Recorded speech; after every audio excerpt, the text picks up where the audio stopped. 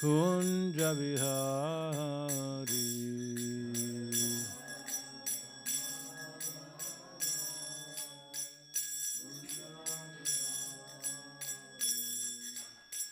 Gopi Janavalabha Girivaradhari.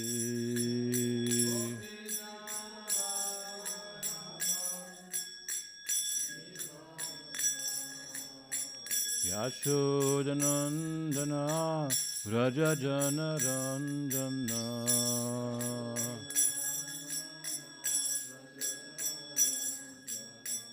Yamunatiravanachari.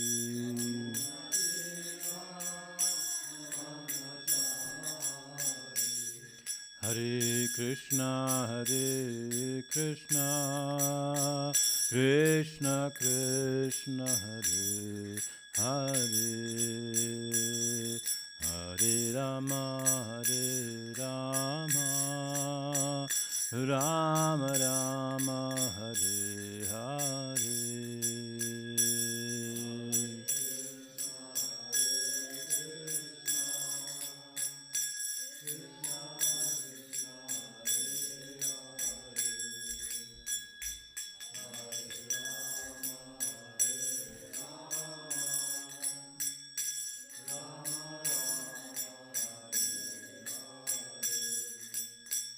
Hare Krishna, Krishna Krishna, Hare Hare, Hare Rama, Rama Rama, Hare Hare, Hare Krishna. Krishna Krishna, Hare Hare, Hare Rama, Rama Rama, Hare Hare. Hare Krishna, Krishna Krishna, Hare Hare, Hare Rama, Rama Rama, Hare Hare, Hare Krishna.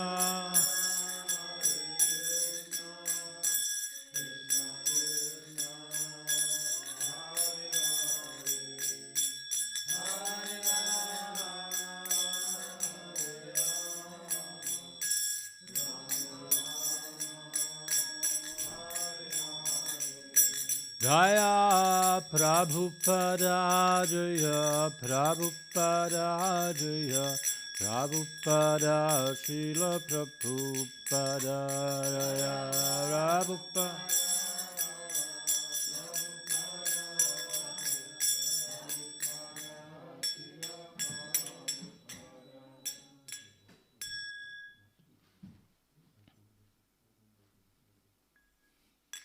I think same thing happens to me again.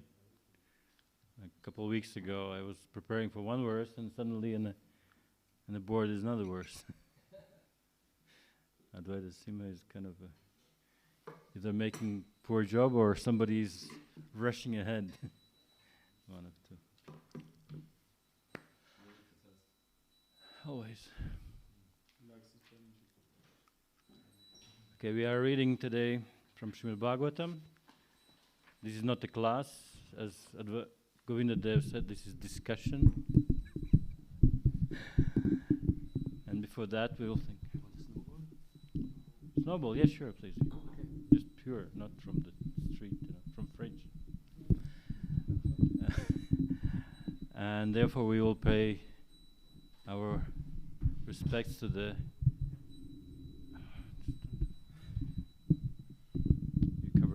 I cannot see the devotees.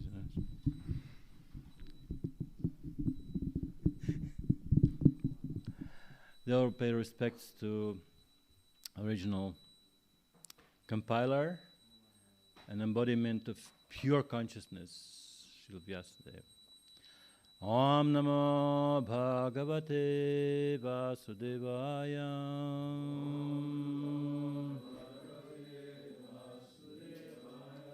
Om Namo Bhagavate Vasudevaya.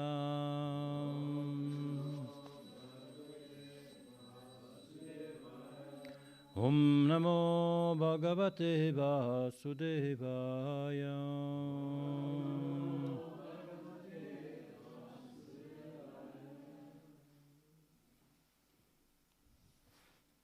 This is 9th verse. Okay, 9th verse from Renunciation of Kardamuni, chapter 10. Oh, sorry, chapter 24, canto 3.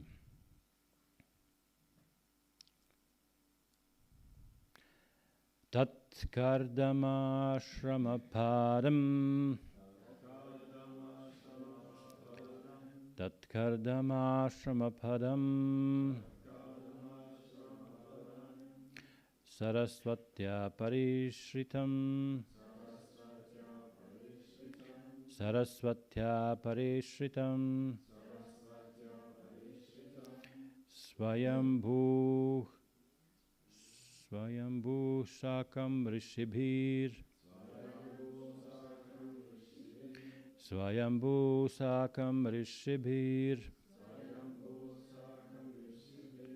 Marich Adibhir Abhayat. Marich Adibhir Abhayat. Tat kardama shamapadam. Sarasvatya parishritam. Swayambhu Shakam Rishibhir. Marichadibhir Abhayat.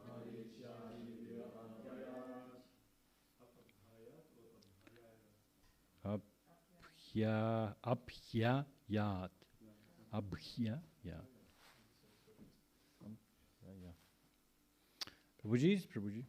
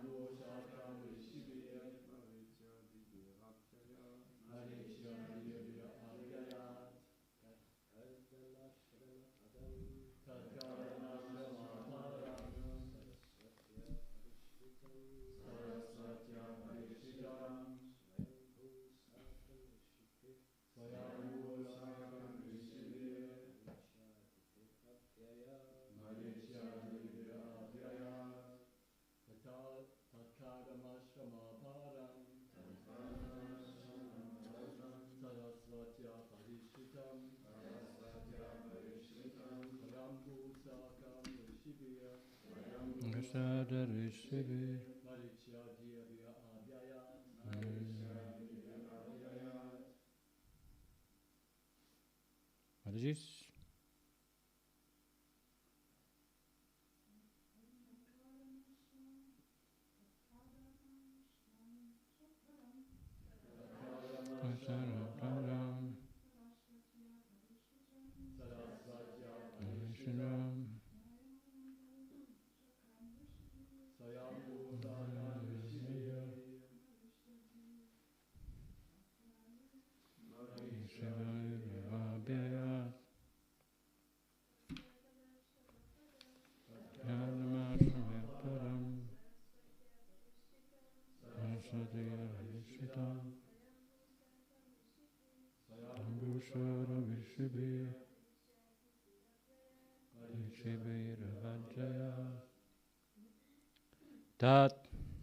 That Kardama of Kardama. Ashramapadam, the place of the hermitage. Sarasvatya, by the river Saraswati. Parishritam, surrounded. Swayambhu, Brahma, the self-born, Sakam, along with Rishibhi, the sages, Marichi, the great sage Marichi, Haribhi, and others. Abhayat, he came there. Abhyaya, that's right. Translation, purport by His Divine Grace A.C. Bhaktivedanta Swami Srila Prabhupada. Srila Prabhupada ki jai. Brahma, the firstborn living being, went along with Marichi and other sages to the place of Kardama's hermitage, which was surrounded by river Saraswati. The purport is extremely short, and I guess that's why the previous verse was also read 2 times, because some of the purports are very, very short. Oh yeah, 7 verses didn't have a purport. That's why they read it. Brahma is called Swayambhu because he is not born of any material father and mother. He is the first living creature and is born from the lotus which grows from the abdomen of the Supreme Personality of Godhead, Garbhodakshayi Vishnu. Therefore, he is called Swayambhu, self-born. Next purport is for full page. Shall we read next? We'll mess up the schedule. Amagyanatimidandasya gyananjana shalakaya chakshurunmilitam yena tasmai Shri Gurave Namaha Shri Chaitanya Manobhishtam Stapitam Yena Bhutale Swayam Rupa Kadamagyam Dadati Swaparantikam Jaya Shri Krishna Chaitanya Prabhu Nityananda Shri Advaita Gadadhara Shri Vasadi Ghora Bhaktavrinda Hare Krishna Krishna Krishna Hare Hare Hare Rama Rama Rama Hare Hare.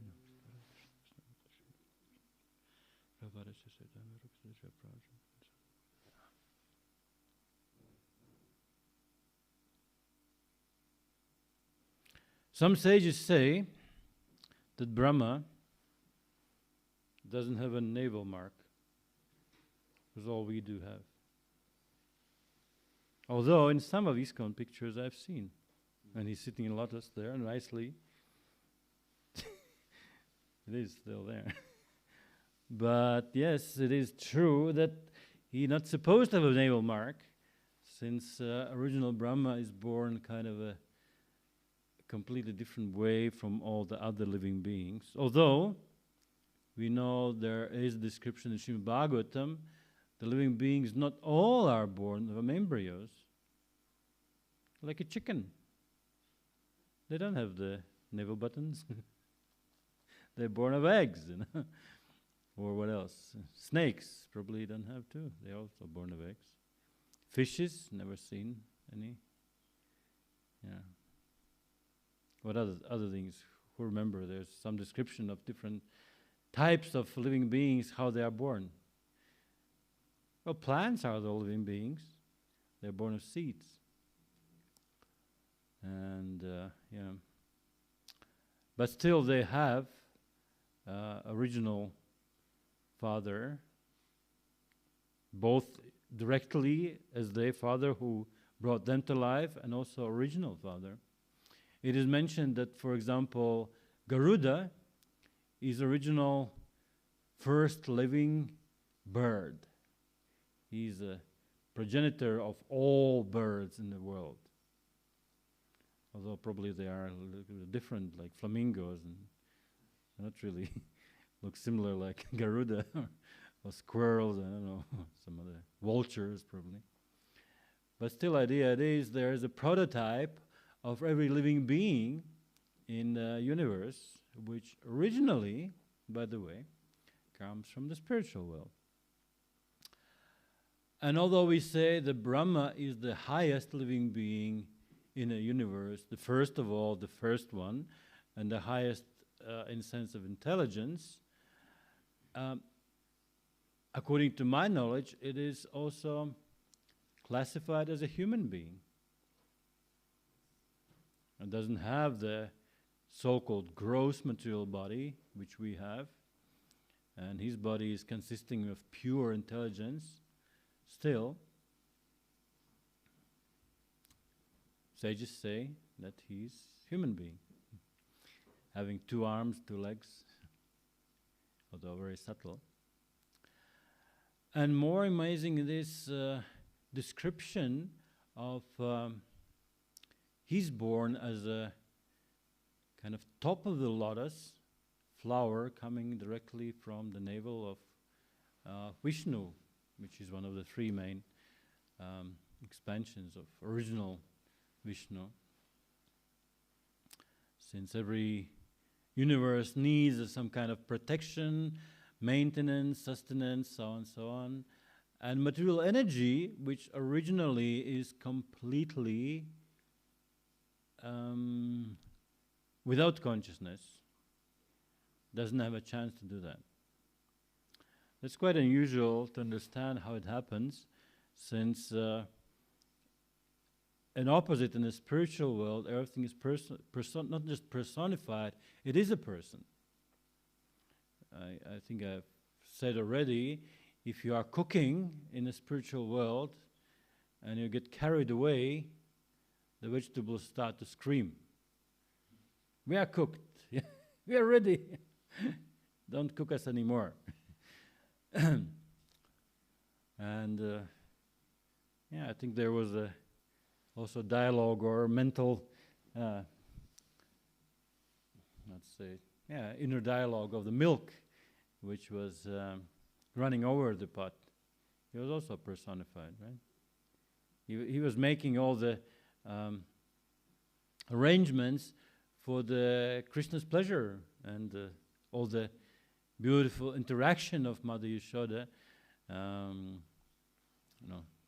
Later on, tying Krishna to the mortar and chasing, so on. So all these things happen just because it was kind of starting with the milk boiling over, And if he would be very, very humble, he would tolerate. He will not run over. He will not do it.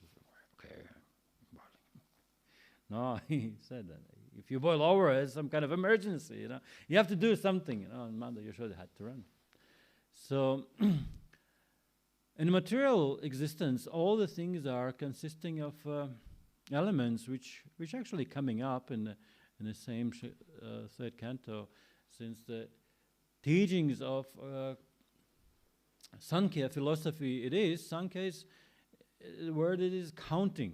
You count things.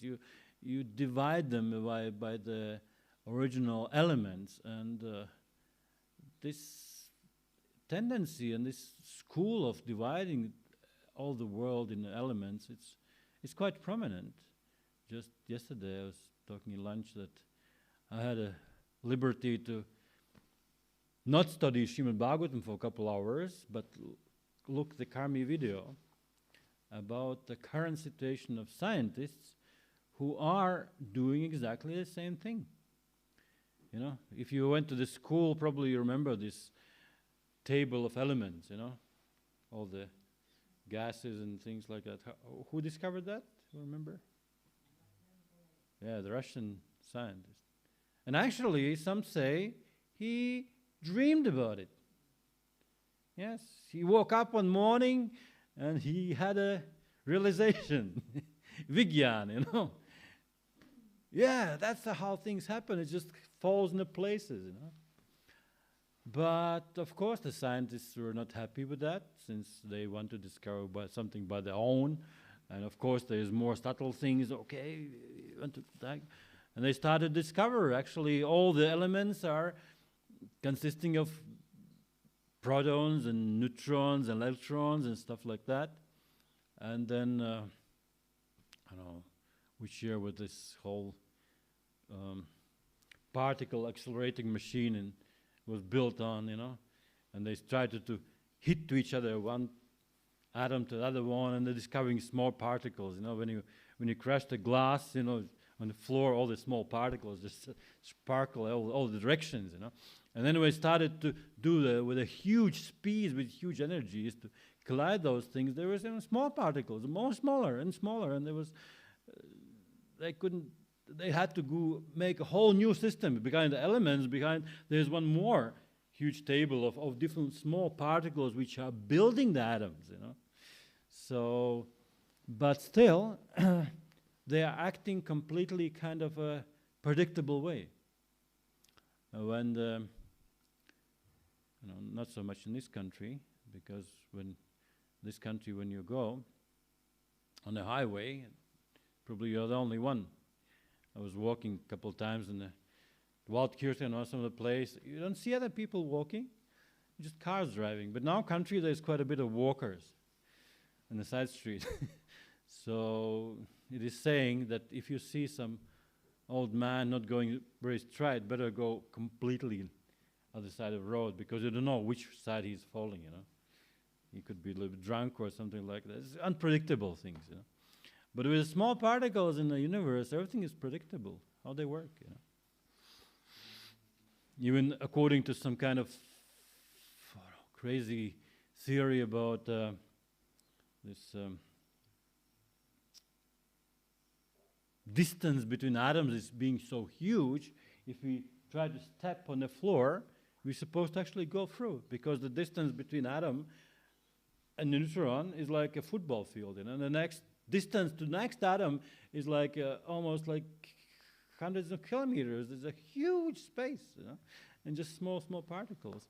And it's all maintained by some other kind of fields, and it's all more, those called bosons, the carriers of the field, the carriers of the force.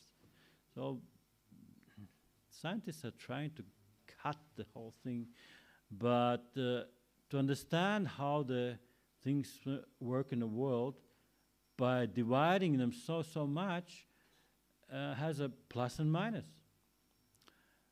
What would be the plus? What would be the positive reaction, positive result of the dividing things in these small particles?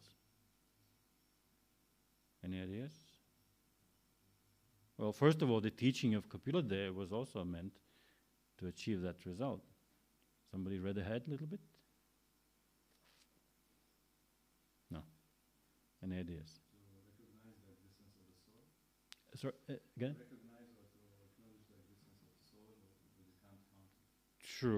True, because when you actually divide the matter in all these particles, you understand that it is mad, it is dead. There is no living force, there is no emotions, and there is no intention, desires. They just,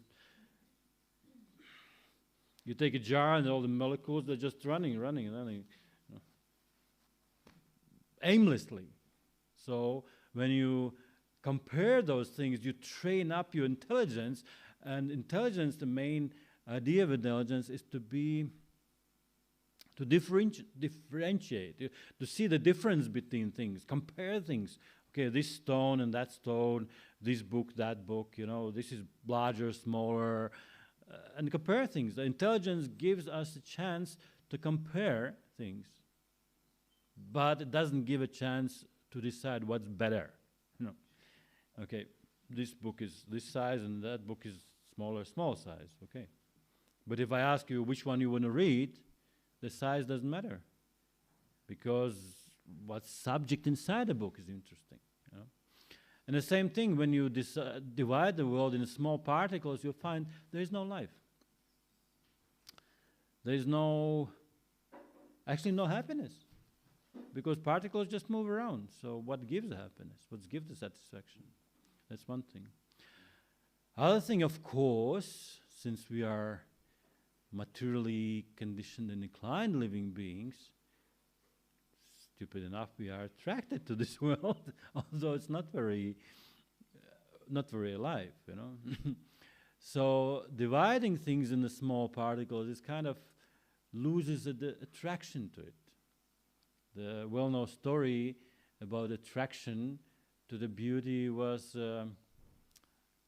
given to some prince as a lesson. There was one very, very courageous and warrior-y prince, and he decided to get married, right? And he found the most beautiful girl, educated, beautiful, and so on and so on. And she kind of agreed on the marriage proposal, but said, let's make a whole thing 2 weeks later, 3, and come back and I'll be ready for you. So he comes back, and when he knocks at the door, some really, really skinny, gray, hardly moving lady opens the door. And he says, yes, I came to the princess, we agreed to marry. And I said, that's me. Looking like, are you joking? This is not where I came. What's going on? I don't believe you. And I said, no, come on, I'll show you. And for 2 weeks, she was been collecting all the stuff which was coming out, and not much eating, just whole thing which comes out of the body. She collected in the pots and kept them in a safe place. So she invited him in that room and said, look, that's my beauty in those pots, And Prince was really disappointed. But he understood that this lady is not normally, not like average intelligence lady. She was really smart. And she wanted to point out what actually you are attracted to the knowledge, to the interaction, or just external beauty. So this is other point of ability or sages or even scientists dismantling the whole world in the particles, and you just look at a person, and actually according to Vedic knowledge, that would be so-called Brahmana Realization. Since Brahmana Realization is that you understand.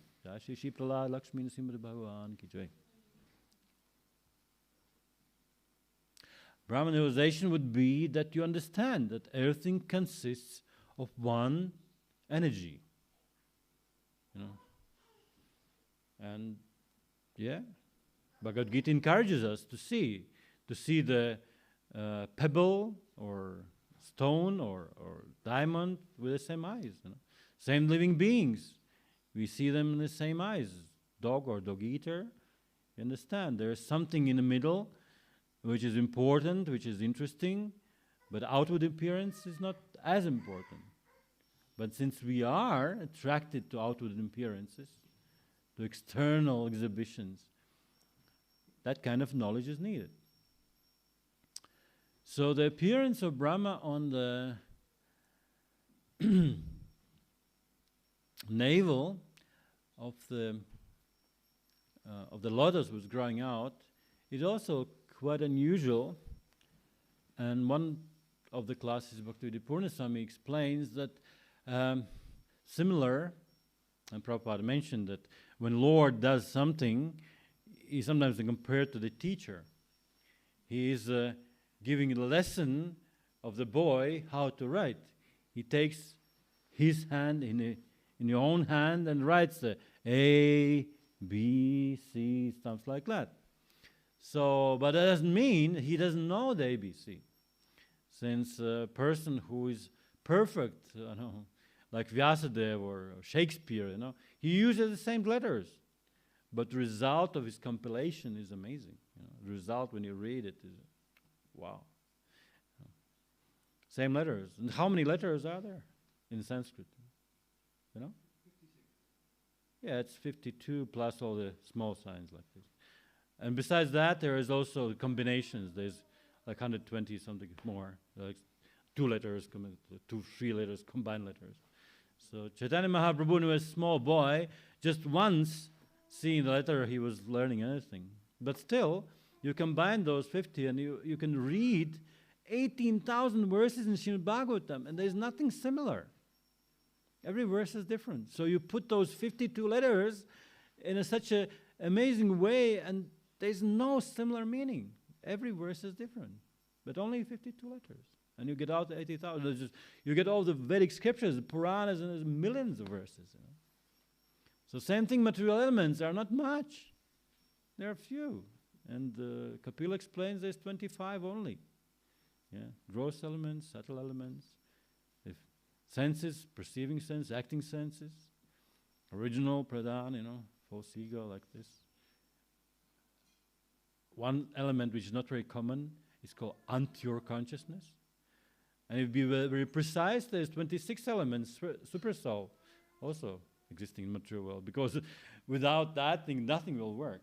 Since original creation, when it happens, all the elements are being divided by the eyesight of Lord Vishnu. And when he looked at the whole material element, actually on undivided, it's called pradhan, the original, like genes, you know,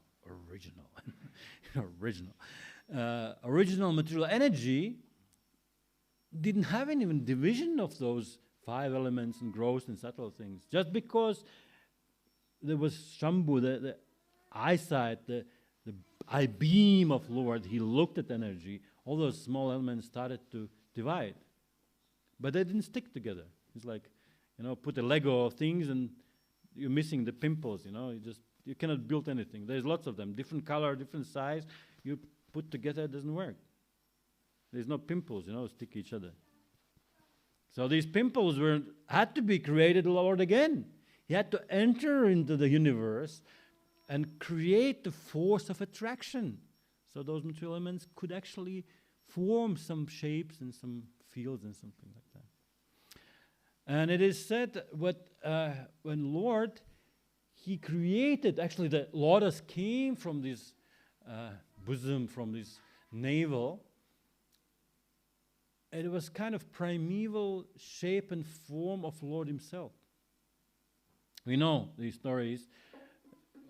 Beginning of Srimad Bhagavatam is like the universal form of Lord. Arjuna, finally, he saw also universal form of Lord. And it was consisting of what things? Who remembers what was there? What he was seeing in the universal form? Few verses? Come on. Warriors, millions mouths, you know, all the enemies rushing into the fire, devoured by the tongue flames of Lord, you know, death and the elements and everything. And that is a little bit more complicated than normal universal form. The simple universal form is explained around us. Yeah, the trees are the hairs in the body. The rivers are the veins, and the mountains are the bones and stuff like that. But there's not much action, right? So when we see the interaction of people in a battlefield, in fighting and learning and interacting, stuff like that, that's also activity of the Lord. But that came much, much later, since original creation didn't have those multiple trillions and billions of living entities which we have now. So therefore, all the activity of the Lord's body kind of expanded in the universe. We call it lotus, but actually it's said when he came in the universe, he was kind of expanding in the size of universe.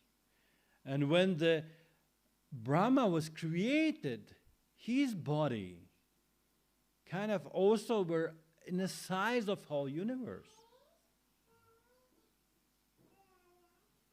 You know, it's like how you call this fish, which creates the ink copy, you know, octopus, you know.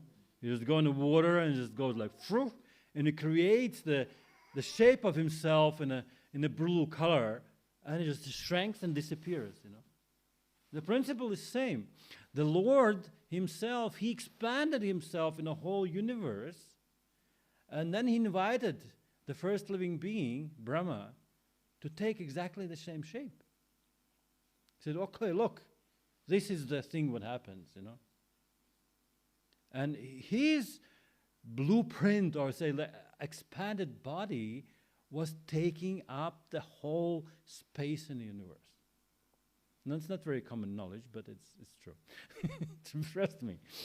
So, and he could feel, he could actually kind of understand, since that thing was copy, like an impression of Lord's body and his activities that included all the levels of consciousness, all the different living beings, all different planets, all the knowledge, all the scriptures, all everything he had in him.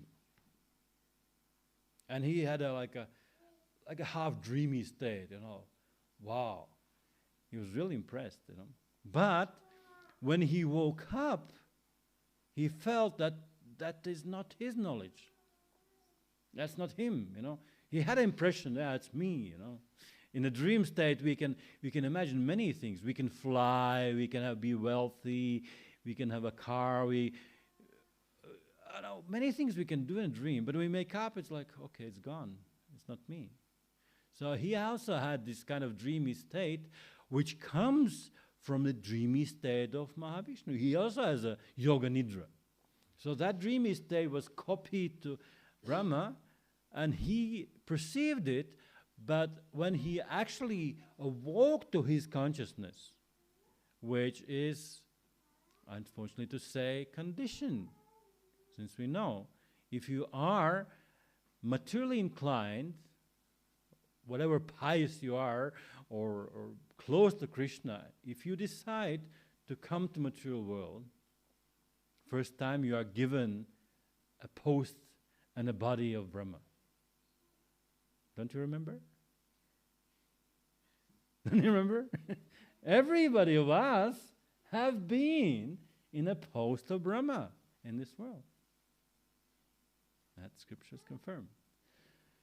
So that means there is some kind of material contamination or inclination to be not so close to Krishna. You want to have your own business. You want to have your own kind of ideas what to do and how to do. And if it goes to extreme, we remember our dear hero from our story, Hiranyakashipu, right? He had a completely nice idea how he wants. He wanted to turn the laws of nature completely opposite. If you are stealing, you are rewarded. If you are performing pious activities, you are punished. That was his idea.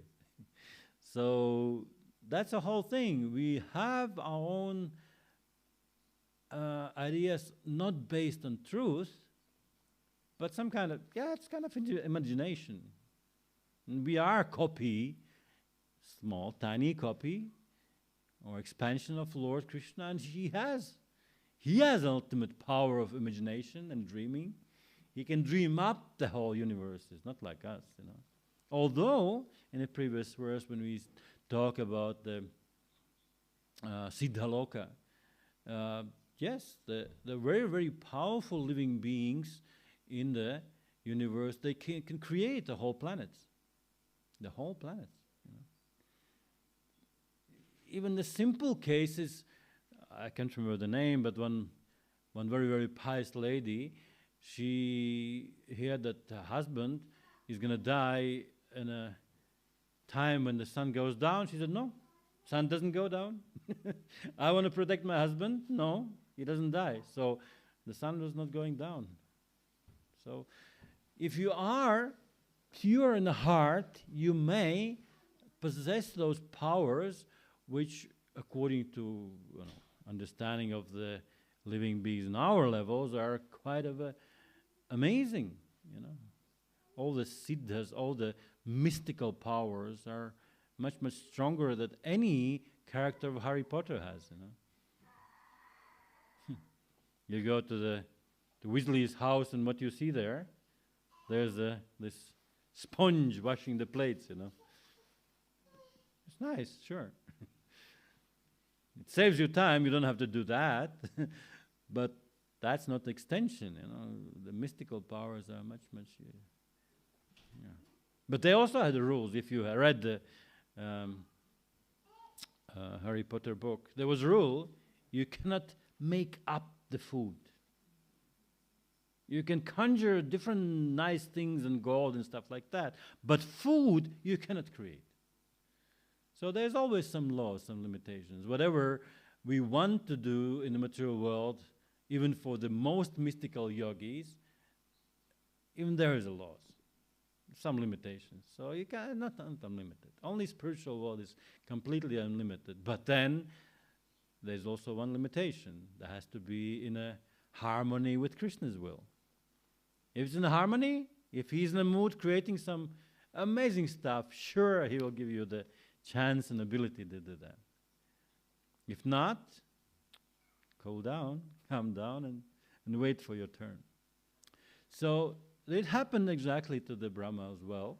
He was kind of given sense, the feeling of immense powers, what can be exhibited by mystic yogis, by everything, all the things, beautiful things, heavenly planets, terrible things, the hellish planets, you know.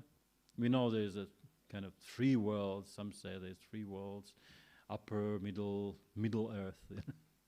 Reminds me of something. Middle earth and then lower planets. But then there's also some others say there's 14 planetary systems, right? Satyaloka, Tapaloka, going to.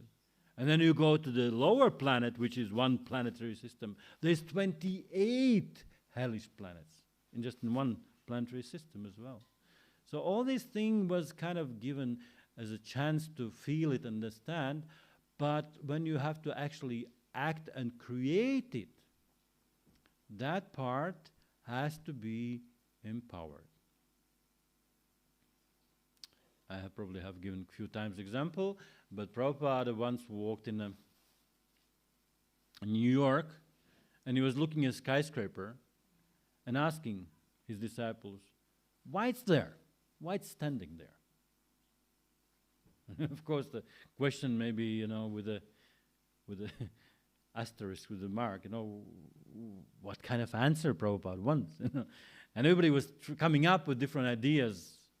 What would be your answer? Why the skyscraper is there? Because somebody built it. Yeah, of course, yeah, somebody built it. There was different answers. But Prabhupada was very particular. He said, because someone started to talk about it. You know the class? You know. Who's giving Bhakti-Vidya? Again, so the talking power has a creative potency in it. So when Brahma was supposed to creating the whole universe, he had to receive the things from the talking, from the inside. Of course, the talking was a little bit of different than we perceive, because we perceive from outside, from the hearers. Brahma was also hearing, but he was hearing from inside, although we understand. Still, it's not completely inside, because there's living being and there's super soul, so still they're next to each other, not inside each other. Although his body was kind of large and knowledge was coming from inside.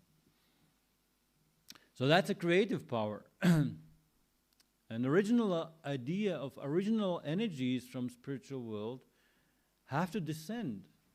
So there is also creative power in spiritual world. It is said that Lord Krishna, he is a creator of all material and spiritual worlds. Of course, for our understanding, creation of spiritual worlds straight away goes like, we know it's eternal, how it's created. You know? There's also movement, there's also things, but things happen completely in different time scale. Actually, the time is different than here. There's no past and future, but let's go. Very deep class and some other time.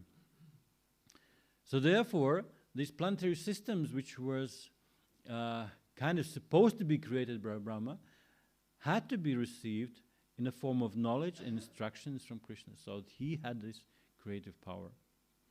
And therefore, later on, according to that knowledge, he was doing, and the first, of course, sons were mental sons, not like mental, like they were mental, but some of them were mental, according to the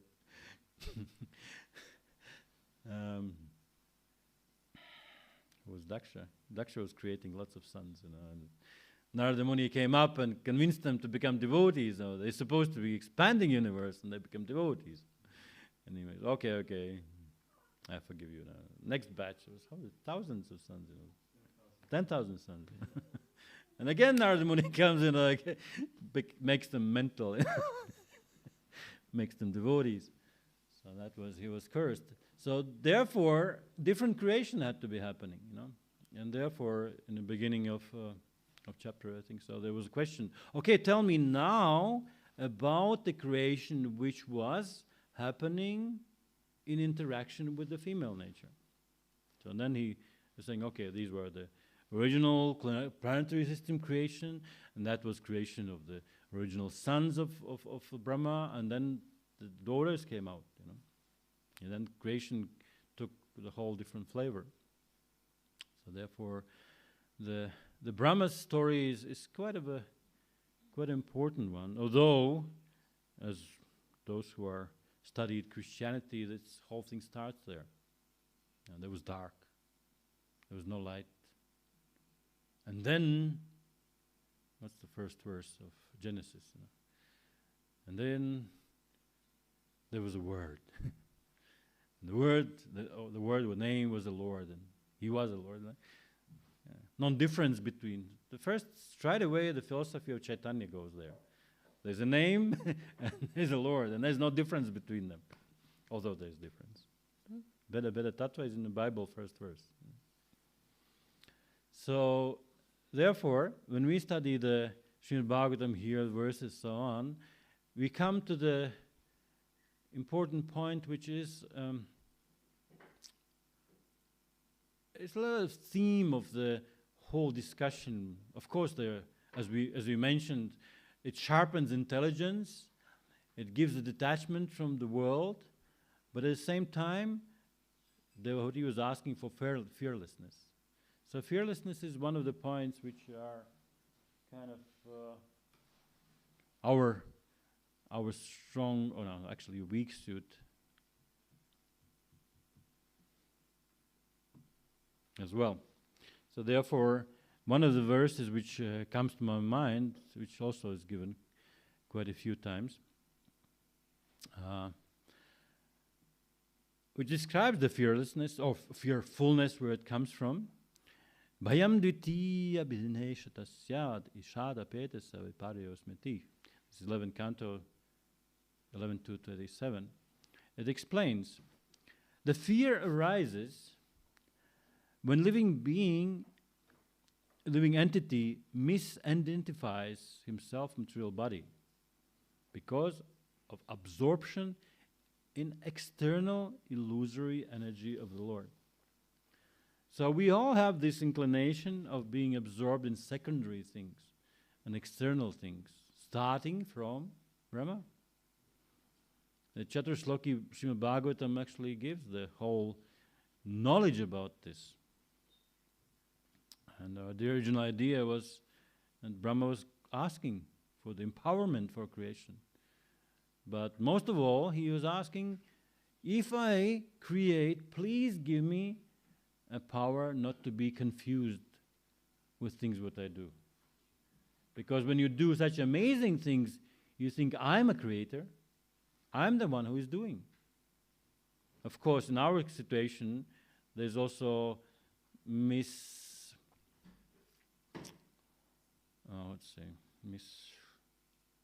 misunderstanding of the faults as well. So the good creators, great creators, they take the credit for good things what they do, but we also tend to take a credit for bad things what we do. And that comes depression. You know depression? What's the reason of depression? Medical, they study psychology? Not yet. No. Yeah. Psychology is a quite important thing. So depression comes, first of all, of setting too high standards. What do you want to be? And of course, our idea when we came to this world is I'm God, right? So this is a higher standard, you know. So therefore, I have to be really up to the standard, you know. And if you don't perform according to the standards you set yourself as a God, then you are depressed God. You become depressed because you know. And also the same thing is, yeah. Right.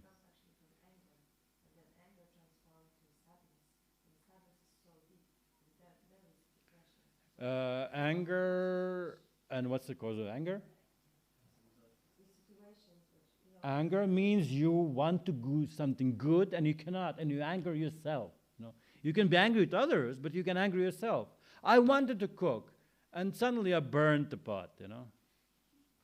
You angry? You're supposed to be angry. There's no one to blame around, so you have to kind of stupid, you know, anger, you know. There was a similar statement about envy. Envy is a system when you drink the poison and you think the other people will die because of that. So anger is the same thing. Anger means you are, that's actually ignorance. Ignorance in the material world, ignorance means you are doing something completely opposite how it works. You know, how it works. It will not give a result. So since Krishna has quite a good, perfect idea how the material energy works, and if we come with our own crazy, stupid ideas how it's supposed to work, then we get a disappointment, then we have anger, and after all, because we identify the whole thing, we also become fearful, since the situation changes. You know, death comes. So, you're not Bashar anymore. Who you're going to be, I don't know. Maybe you're going to be a woman next life, you know. Who knows? That's the Srimad Bhagavatam story. Bhishma Deva, he was in this battlefield. He was not, he said, I'm not going to fight with Shikandi. Yeah, I think some of you know the story better than me. He didn't see the warrior in front of him. He remembered that in previous life, she was Uma, what's her name? I don't remember. It was a woman.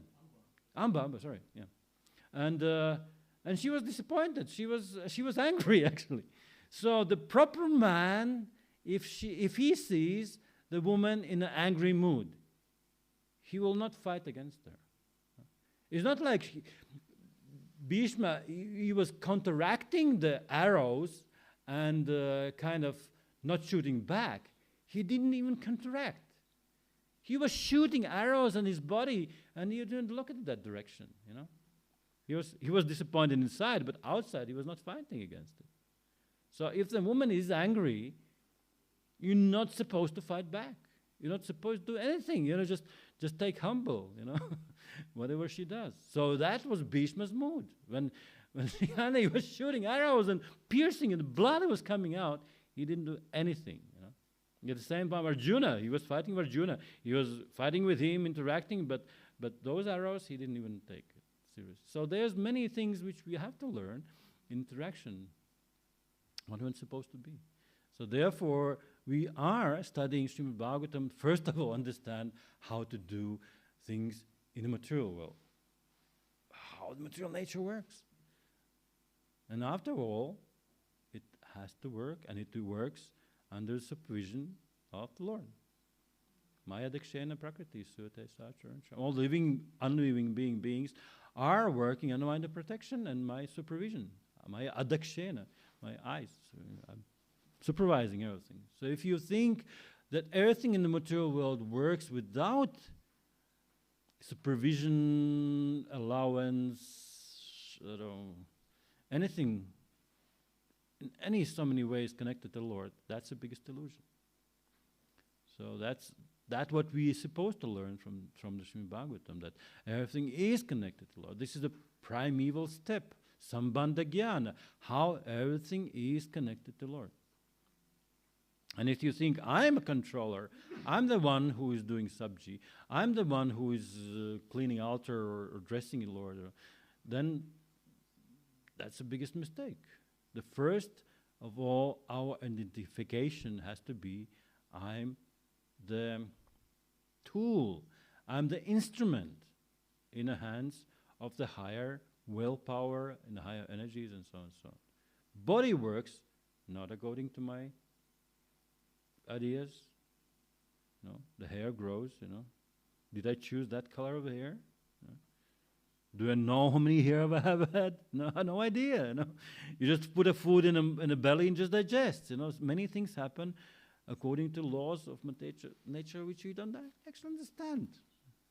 We're so advanced we don't understand. But the main idea is to connect everything to Lord and His idea why it's supposed to be. And it's for His fun, not for our fun. And if we are taking part as instruments in His creation, through Brahma, through the Prajapatis, from other things, then we also have fun because it's in a harmony. But if we try to make our own fun, then the party goes away, and it's called, what's the name? Oh. Provincial, provincial. The more you go away from the capital, there is some kind of subcultures going on, Province, oh yeah, he's coming from province, he doesn't know how to eat with the 4 forks and 3 spoons and stuff like that, You go to the French palace, and you go there to the king's palace, and you sit there, and there's like 3 forks and 2 knives, and there's one more, like 7 or 8 instruments, and you're supposed to be knowing which take first, and you come from province, and you have 1 spoon, or eat with the hand, You go to the Queen's palace and eat like proper Indian, Vaishnava culture with the hand, I'm not sure you're going to be invited second time there.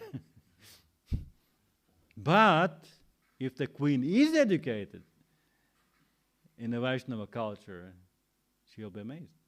I was sitting in London in one of the Indian restaurants, and they give me these 3 spoons and 2 knives, and I was just eating with them. And some of the guys, Indian guys who were the waiters there, they knew it. They're like, wow, that's how my mother was eating. And they're really amazed. They forgot it already. They lost the culture. They think this is very nice culture, but actually it's not. It's not. You spend so much time creating those forks and knives and things like that. The whole factories are there, creating all these plates and stuff like that. Otherwise you just go, pick a banana leaf and take a hand and throw it away, not even wash it. Simple living, high thinking, that's what we are missing. But somehow, because we are grown up, we think this is very important. The science is very important. This culture of the 7 forks is very important. The Christmas is important. It is or not? Christmas songs are important. Many things are important, are things which because we've grown up in this world. We've grown up in a material environment, in a people not connected to Krishna. So therefore they come up with the crazy ideas, how to be happy, how to make festivals, And there's nothing to do. If you really study Christianity, Christmas is nothing to do with the birth of Jesus. You know that? Nothing to do with the birth of Jesus. He's born in a January 18 or something like that. Yeah. Because the early Christians wanted to have a celebration fitting those guys who were already celebrating. They were celebrating something different. The sun goes down and goes up. This is the solstice, whatever. The shortest day, longest night. So this is the pagan culture, actually. Actually, be honest, it's a Vedic culture. When the south, it's explained in Bhagavad Gita, when you are leaving your body, the south path and north path of the sun, so on. So this is the kind of celebration. the decreasing sun is finished, and now it's going up the hill. So now we celebrate. And they move the Jesus Christ birth time to fit the pagan timing. So therefore, the Christmas is the date we have now. Many, many things are adjusted to the leftovers of Vedic culture. So therefore, let's us celebrate some different festival, which is coming up, which is Sankirtan Prabhupada Festival, which is the newest invention. And remember that at the same time, all the nice festivals are only the small, tiny reflection of the festivals from Krishna's world. Hare Krishna. Questions, comments?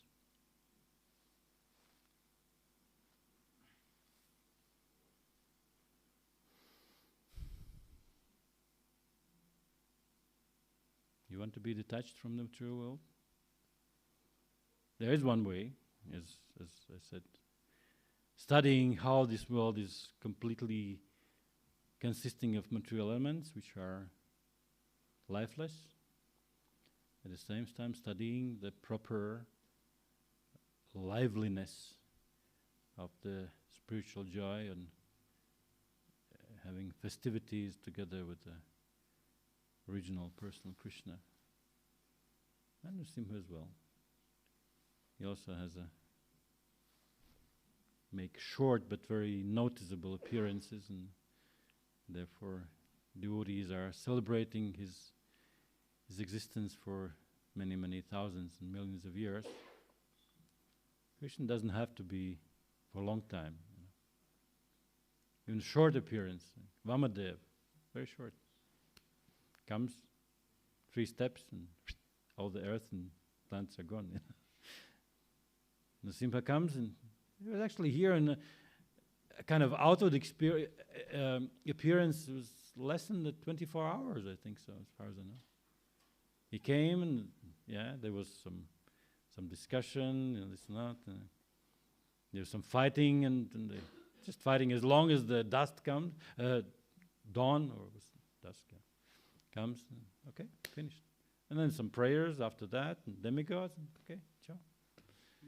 And and generations and generations to come, devotees are remembering that amazing appearance of Lord Nrsimhadev, same as Krishna. Thanks, Krishna was staying much longer. He was staying for 125 years. Chaitanya was staying for 48 years only. So many of us are already crossing that line. So it is said that geniuses, they live very short life. Many of the Paganinis and musicians and stuff like that, they were living 30, 40 years only. Because if you live very full life, it goes fast. Of course, that doesn't relate to Prabhupada. He accumulated the whole preparation of his lifestyle. This book, Lifetime of Preparation. It's one of the chapters of Srila Prabhupada's Lamrit, right? Lifetime preparation. So, still the whole Krishna conscious movement appearance happened to 10 years, 11 years.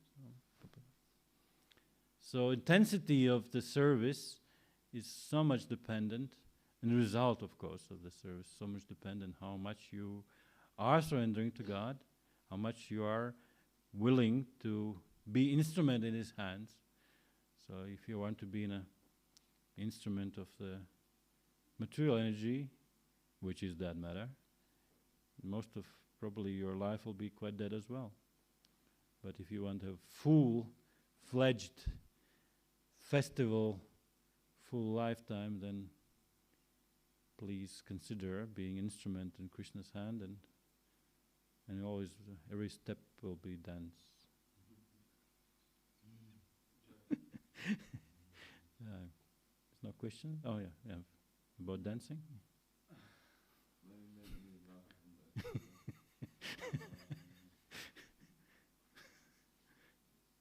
Oh, we were dancing with Sanjay this morning, Yes,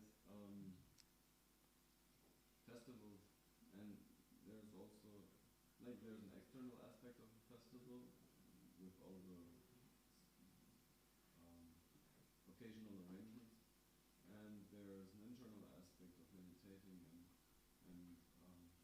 from my own experience, I feel like this is very much dependent on a preparation, internal preparation for the festival. Like definitely, yeah. And then we celebrate the appearance of Lord Krishna. But how much we relish that and appreciate that, it may depend on like preparing our mind for this event. So maybe you can speak about some realization or experience. Well, preparing for the event, I would say it's still external. The main thing which you will, if you will, have experienced a deep ecstasy is if you are concentrating on the Lord Himself, on His character, on His qualities, on His desires, on His plans, and so on and so on. So if you are in a harmony with His intentions and His ecstasy He is feeling, and at the same time maybe even a separation, since we are sometimes maybe preparing ourselves, I want to have a festival and I want to have this festival very nice. And then you are cook, and then you make 120 liters of Shrikant, and then you accidentally put the salt in it. You know the story? Huh? In Radhadesh? So, all festival is gone, you know. All your preparations are completely vanished, you know. So, being attentive on the details, of course, it is important, and being not aware of all the things, preparation festival can give you mood, but many times we are thinking we are making festival for our pleasure. And if I don't enjoy, then the festival is no good. But unfortunately, we are not aware of all the other people, emotions they experienced from the festival. So the basic thing in a festival mood, it is being selfless, not being selfish. So when you prepare the festival for the pleasure for other devotees, then the mood will be proper. Since then, your joy will come seeing other devotees joyful. That's very important. And most of important is then you do it for pleasure of Krishna, since when the festival is nice, the deities are nicely dressed, then devotees come to the deities, they really appreciate, like, whoa! Yeah, and that's the interaction with the deities. You know. You made a small endeavor to induce, to make their interaction, their experience with the Lord more joyful, more amazing, you know. Same prasadam, you cook properly prasadam, devotees, of course they're praising you, but actually, if mood is proper, they're amazed how Krishna's arrangement is tasty because Krishna liked it, you know. Also. So the internal preparation, it is a lifetime challenge. You know, festivals are the expressions of those joyful moments, but at the same time, we know there's other festivals like, you know, Akrura is taking Krishna away, and it's whole pastime. You know, acharyas are written books and books about it. You know, and is it like festival? It's a very sad thing. You know, all the Jagannath stories. Okay, he is going away from Vrindavan. Many things are kind of not fitting our understanding what is festival, but for from Krishna's point of view, his idea is to purify our hearts, to purify our emotions and selflessness, and that sometimes takes a bit of a sad part, you know, maybe even a sorrow part of the festival. But then we understand, okay, that was not joyful for me, but now I'm more thinking of Krishna. You know, I'm surrendering, I'm being humble, and Trinadapi Sunichana, if you are not humble, if you are not actually, Bhaktivinoda Thakur uses the word dainya, it's like complete devastating helplessness, and that's not really like festival mood, right? But that we have to develop those things, that the complete mood of helplessness in the hands of Krishna and hands of other devotees, then you're just trying your best, and being instrument. Then the chit potency, the eternal Krishna's potency will flow through you, and you'll be amazed. And then you try to look at the recording of the take pictures of your dressing or recording of your class, or you want to have a copy of your food you prepared, because the Krishna's energy was working through you. You don't take credit anymore. So those things are important. So preparation is lifetime preparation when you are absorbing in Krishna's desires, Krishna's what he wants to do. So then every step will be festival. So this is one of the points which comes to my mind.